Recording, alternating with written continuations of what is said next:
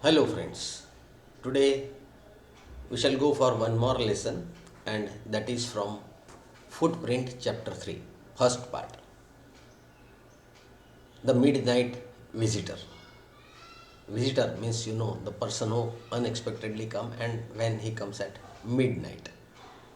This is a story of a spy यानी जासूस, एक जासूस की स्टोरी है who is to give one important secret document to a person called Fowler. Fowler जो है वो एक इम्पॉर्टेंट डॉक्यूमेंट लेने के लिए इस स्पाई के पास आता है. स्पाई का नाम है Ausable. Ausable is the spy who has called Fowler to collect that document. Ausable is living in a room which is on the 6th floor of a hotel. एक होटल के 6th floor पर एक छोटा सा room है जहाँ Ausable जो spy है वो रहता है. और वहाँ पर उसने शाम को फॉलर को बुलाया कि तुम यहाँ पर आओ, मेरे आदमी आएंगे और तुमको जो सीक्रेट गवर्नमेंट का सीक्रेट जो डॉक्यूमेंट्स है वो डॉक्यूमेंट तुमको देंगे. And the story starts there and how the suspense is created. Let us enjoy that. Chapter 3, midnight visitor. You students should have the textbook with you while watching this video so that each and every line you can understand comfortably. Osable, a secret agent, is expecting to get a very important report. Osable राह देख रहा है एक बहुत ही important document, एक paper जो है वो उसको देने के लिए कोई आने वाला है. Another secret agent Max threatens him with a pistol demanding the report. तो वहाँ पर मैक्स नाम का एक दूसरा सीक्रेट एजेंट यानी जासूस है जो उसको पिस्तौल यानी ऑसेबल को पिस्तौल दिखाकर उससे वो डॉक्यूमेंट ले लेना चाहता है, छीन लेना चाहता है. Does Ausable outwit him. क्या ऑसेबल उसको ओवरटेक करता है, मतलब कि क्या उसको हरा सकता है. Let us enjoy the thrill और suspense. Ausable did not fit any description of a secret agent Fowler had ever read. Fowler ने जो सीक्रेट एजेंट यानी जासूस के बारे में जितना भी पढ़ा था, देखा था, सुना था, उसमें से कोई भी कैरेक्टरिस्टिक्स ऑसेबल में लगती नहीं थी. ऑसेबल फॉलर को ऐसा कहा गया था कि तुम वहाँ पर जाना, मिस्टर ऑसेबल को मिलना, वो जासूस है, वो सीक्रेट एजेंट है. लेकिन जब उसने ऑसेबल को देखा तो उसको लगा ये आदमी कैसे जासूस हो सकता है. मतलब कि एक जासूस के जो डिस्क्रिप्शन हम सुनते हैं या देखते हैं या अपने दिमाग में होता है उसके मुताबिक ऑसेबल दिखाई नहीं दे रहा था. वो बिल्कुल ऑर्डिनरी आदमी दिखाई दे रहा था. Ausable did not fit any description of a secret agent Fowler had ever read. Fowler ने अभी तक जितना भी कुछ जासूसों के बारे में सुना था, पढ़ा था या फिल्मों वगैरह में देखा था, उसके मुताबिक ऑसेबल सीक्रेट एजेंट यानी जासूस नहीं लग रहा था. Following him down the musty corridor of the gloomy French hotel where Osable had a room, Fowler felt let down. Fowler को उस ऑसेबल सीक्रेट एजेंट के साथ एक फ्रेंच होटल के रूम में एक अंधेरे कॉरिडोर के अंदर वो जा रहा था. मतलब कि ऑसेबल ने उसको कहा कि चलो मेरे साथ मेरे रूम पर चलो, मुझे फॉलो करो. सो फॉलर ऑसेबल को फॉलो कर रहा था और वो एक फ्रेंच होटल के 6th फ्लोर पर उसकी जो रूम थी वहाँ पर जाने के लिए अंधेरी सी तो कॉरिडोर में से वो पास हो रहा था. तो उसको थोड़ा सा इंसल्ट सा लग रहा था फॉलोर को कि ये कैसा ऑर्डिनरी आदमी कैसे घटिया जगह पर रहता है और मुझे उसको मिलना है. It was a small room on the 6th and top floor. वो उसका रूम जो था वो होटल के 6th यानी टॉप मोस्ट फ्लोर के ऊपर था और वो एक छोटा सा रूम था. एंड स्केर्सली या setting for a romantic adventure. और वो कोई ऐसे रोमांटिक एडवेंचर के लिए, मतलब ऐसे सस्पेंस या ऐसी खतरनाक सिचुएशन के लिए हो ऐसा नहीं. लेकिन एक ऑर्डिनरी छोटा सा रूम था 6th फ्लोर टॉप फ्लोर पर. और वो होटल भी बड़ी ऑर्डिनरी सी थी, उसकी कॉरिडोर भी बड़ी अंधेरी सी थी. और उसके उस पैसेज में से फॉलर ऑसेबल को फॉलो कर रहा था ऑसिबल किसी तरह से वो जासूस हो ऐसे कोई उसकी कैरेक्टरिस्टिक्स लग नहीं रही थी। कैसा था Ausable? Ausable was for one thing fat, very fat. Ausable एक बहुत मोटा मोटा सा जाड़िया सा आदमी था। And then there was his accent, और फिर उसकी जो उच्चार थे, वो जो बोलता था तो उसके जो उच्चार थे वो भी बराबर नहीं थे। दो ही spoke French and German passably, he had never altogether lost the American accent he had brought to Paris from Boston 20 years ago। 20 साल पहले वो बोस्टन से पेरिस आया, मतलब फ्रांस के कैपिटल पेरिस में आया, तो वहाँ पर वो फ्रेंच लैंग्वेज बोल रहा था, जर्मन भी अच्छी तरह से बोल रहा है, पासिबली means in a good way.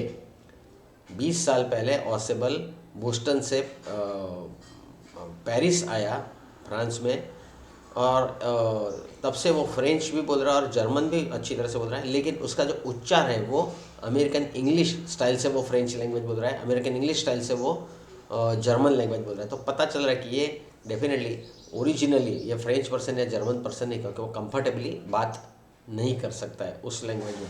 मतलब जैसे कोई साउथ इंडियन और वो हिंदी में जब बात करता है तो कैसे बात करता है, काठियावाड़ी है, और अगर वो हिंदी में बात करेगा तो वो काठियावाड़ी एक्सेंट या वो साउथ इंडियन एक्सेंट आ जाता है, तो हमें पता चले कि बोल तो रहा है हिंदी में, लेकिन ये या तो काठियावाड़ का है क्योंकि काठियावाड़ का उच्चार एक्सेंट आ रहा है, या तो ये साउथ इंडिया का एक्सेंट यानी उच्चार आ रहा है। तो इसी तरह से जब ऑसिबल बोल रहा था, बातें कर रहा था फॉलोअर के साथ, तो उसको पता चल गया कि ये ओरिजिनली बोस्टन यानी अमेरिका का है, और अमेरिका के बोस्टन से वो यहाँ आया है। तो फ्रेंच और जर्मन लैंग्वेज बोलते बोलते उसका एक्सेंट अमेरिकन लगता था। You are disappointed, Ausable said wheezily over his shoulder. थोड़ा सा मजाकिया मूड में ऑसिबल ने उसको फॉलोअर को कहा कि तुम तो शायद डिसअपॉइंट हुए होगे, तुम सेटिस्फाइड नहीं होगे मुझे देखकर कि ये बहुत ऐसा impressive high personality, big shoulders and थे स्ट्रॉन्ग बॉडी, ये सब तुमको दिखाई नहीं मिला। सो वो फॉलोअर को कहता है ज़रा सा स्माइल देते हुए कि you are disappointed, you are told that I was a secret agent. आपको तो ऐसे कहा गया था कि मैं एक सीक्रेट एजेंट, जासूस हूँ। You are told that I was a secret agent, a spy dealing in espionage and danger. तुमको तो ऐसा ही कहा गया था ना कि मैं एक स्पाई हूँ, जासूस हूँ, और मैं बहुत ही डेंजर सिचुएशंस में डील करता हूँ, और बहुत ही सीक्रेट डॉक्यूमेंट्स को एक्सचेंज करता हूँ। मतलब कि जो पॉसिबल नहीं है वैसे डॉक्यूमेंट्स मैं ला के देता हूँ। ऐसे ही तुमको कुछ मेरी इंट्रोडक्शन दी गई थी, मुझे मिलने से पहले तुमको ऐसे कहा गया था। You wish to meet me because you are a writer young and romantic, और तुमको मुझे मिलने के लिए कहा गया था। You are told that you should meet me. You wish to meet me because you are a writer young and romantic. तुम मुझे मिलना इसलिए चाहते थे कि तुम एक अच्छे राइटर हो, बहुत यंग भी हो, और रोमांटिक यानी चार्मिंग पर्सनालिटी वाले हो। यू एनविजन्ड यानी प्रिडिक्ट करना, कल्पना करना, इमेजिन करना। You envisioned mysterious figures in the night.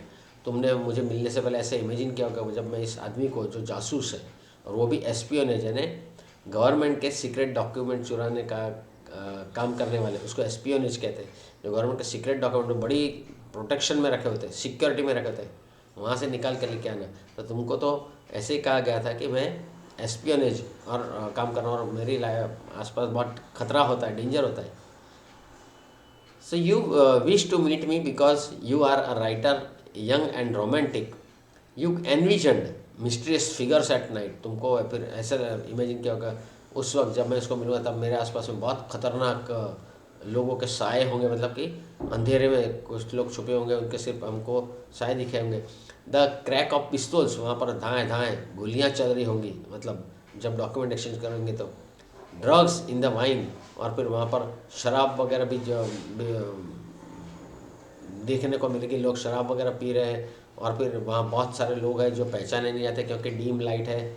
ऐसे फिल्मों जैसी तुमने सिचुएशन इमेजिन की होगी, और ऐसी सिचुएशन में तुम जाके मुझे मिलने वाला। You must have envisioned that. Instead you have spent a dull evening in a French music hall with a sloppy fat man. तो उसके बदले तो तुम्हें क्या देखने मिला? तुमको मेरे जैसे एक जाड़ी मोटे आदमी के साथ शाम बितानी पड़ी उस डॉक्यूमेंट को लाने वाले की राह देखते हुए, और एक French music hall, ordinary French music hall के अंदर बैठ के बकवास म्यूज़िक सुनना पड़ा, क्योंकि वो मेरा आदमी अभी तक आया नहीं था। Instead, you have spent a dull evening in a French music hall with a sloppy fat man who, instead of having messages slipped into his hand by dark-eyed beauties, gets only a prosaic telephone call making an appointment in his room. उसके बाद तुमने तो ऐसे सोचा होगा कि dark आइड beauties मतलब कि बहुत खूबसूरत ऐसी लड़कियां, औरतें, और वो उस हॉल में शायद डांस कर रही होंगी और धुआं होगा, शराब होगी, और उसके अंदर मेरे पास वो मैसेज आएगा, मुझे धीरे से कोई मैसेज दे के जाएगा।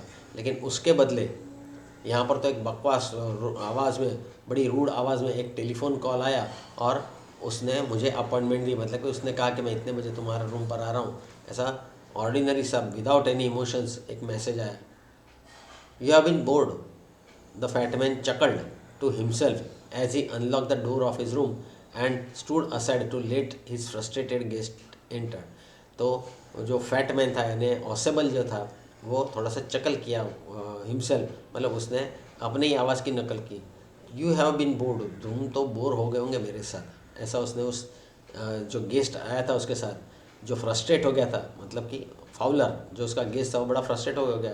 शाम को एक बकवास होटल में बकवास म्यूज़िक सुनने के लिए राह देखते हुए बैठे, और फिर जब मैसेज आया कि मैं तुम्हारे रूम में मैसेज ये डॉक्यूमेंट देने आ रहा हूँ, तब वो लोग उस म्यूज़िक हॉल से निकल के अपने रूम यानी ऑसेबल के रूम की तरफ जाने लगे। इसलिए वो कहते हैं कि तुम शायद मेरे साथ काफ़ी देर से बैठे हो तो बोर हो गए होंगे। मैं तुम्हारे इमेजिनेशन जैसा स्मार्ट एक्टिव ऐसा स्पाई ऐसा जासूस नहीं हूँ। You are disillusion, Ausable told him. Ausable ने कहा कि नहीं, तुमको कुछ भ्रम हो गया। डिसइल्यूजन का मतलब होता है भ्रम हो जाना, मतलब कि तुम्हारे अंडरस्टैंडिंग तुम्हें कुछ तुम प्रॉपरली अंडरस्टैंड नहीं किया इस सिचुएशन को। But take care my young friend, पर कोई बात नहीं मेरे यंग फ्रेंड, मेरे यंग दोस्त, कोई बात नहीं, कोई चिंता मत करो। Presently you will see a paper, a quite important paper for quite young paper for which several men and women have risked their lives. कई मैन और वीमेन ने ये डॉक्यूमेंट पाने के लिए अपनी लाइफ को रिस्क में डाला है।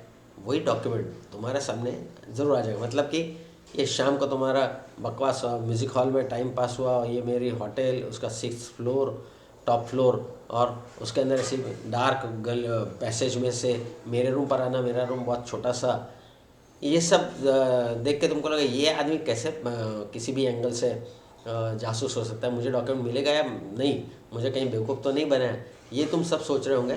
तो चीयर अप, उसने कहा चिंता मत करो, खुश हो जाओ, तुमको जो डॉक्यूमेंट देने वाला हूँ वो पाने के लिए कई मैन और वीमेन ने अपनी लाइफ को रिस्क में लेके कम टू मी। वो कहता है मेरे साथ चलो, और उसने वो दरवाज़ा खोल दिया और गेस्ट को कहा चलिए अंदर। Some day soon that paper may well affect the course of history. अरे वो डॉक्यूमेंट इतना इंपॉर्टेंट है कि वो जिसके भी हाथ में जाएगा और जो भी उसका यूज़ करेगा तो वो पूरा एक नया चैप्टर बन जाएगा हिस्ट्री में। मतलब कि ये इतने खतरनाक डॉक्यूमेंट है कि जब वो पता चलेगा तो उस वक्त बहुत सारा चेंजेस होने वाला है और एक हिस्टोरिकल इवेंट बनने वाला है। In that thought is drama, is there not. ये सब सोचने में कैसे ड्रामा लगता है कि कोई नाटक कर रहा हो, कोई ऐसा स्टेज पर ऐसा मतलब जैसे परफॉर्म कर रहा हो, ऐसे लगता है कि नहीं। ये बड़ा टिपिकल और बड़ा खतरनाक लग रहा है कि नहीं। As he spoke Ossable close the door behind him, then he switched on the light. और ऐसा बोल के ऑसेबल ने वो पहले तो फाउलर अंदर चला गया और फिर ऑसेबल अंदर गया और उसने दरवाज़ा पहले बंद कर लिया, और उसके बाद उसने लाइट, उस हॉल की जो लाइट थी वो उसने वो लाइट जला दी, लाइट ऑन कर दी, उजाला हो गया उस रूम में। And as the light came out, और जैसे ही लाइट चली, Fowler had his first authentic thrill of the day. और फॉलर को जो ये डॉक्यूमेंट लेने आया था उसको सबसे बड़ा इस दिन का पूरा सबसे बड़ा थ्रिल महसूस हुआ, उसको एक्सपीरियंस हुआ कि नहीं यार, ये आदमी भले ऑर्डिनरी लगता हो लेकिन ये बात जो है वो तो सही कह रहा है, वो जासूस है। और उसका ये प्रूफ है, क्यों उसने रूम में जैसे ही लाइट ऑन की, फॉलर को उस रूम में क्या दिखा, let us see. And as the light came on, Fowler had his first authentic thrill of the day. उस दिन का उसको सबसे चौंका देने वाला एक्सपीरियंस हुआ।